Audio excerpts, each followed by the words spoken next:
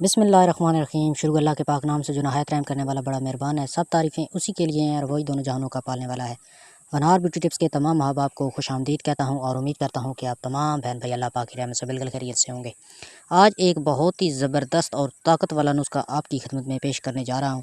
इसको इस्तेमाल करें, इसके खाने से आपके अंदर 20 मर्दों की ताकत जो है वो आ जाएगी।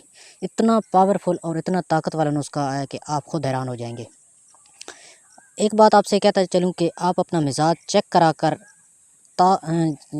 किसी अच्छे हकीम के पास चले जाएं और अपना मिजाज जो है वो लाजमी चेक करा लिया करें, ताकि आप जो है ना जो नुस्खा इस्तेमाल करें उसका फ़ायदा होने के बजाय आपको नुकसान कोई ना हो।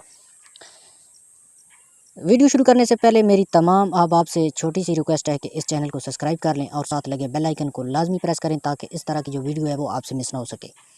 इस नुस्खा के लिए आपने क्या करना है कि 1 कप जो है ना माश की दाल ले लेनी है।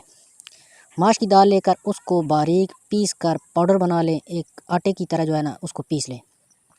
किसी बर्तन में डाल के उसके अंदर अगर आपने 1 कप दाल की ली है तो उसके अंदर तकरीबन 5 कप जो है ना वो दूध के आपने उसके अंदर डाल देने हैं।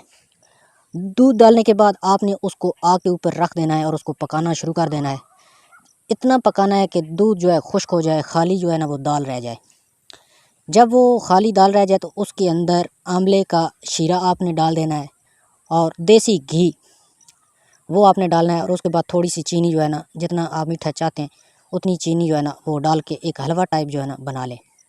उसके बाद आपने इसको इस्तेमाल किस तरह करना है कि रोज़ाना आपने आधी चम्मच जो है ना उसको आपने इस्तेमाल करना है।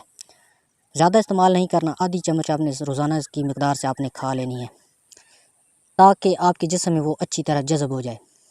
ऐसी ताकत आपके अंदर आएगी कि आप खुद हैरान हो जाएंगे। मैं उम्मीद करता हूँ कि आज का ये सादा सा नुस्खा आपको ज़रूर पसंद आया होगा।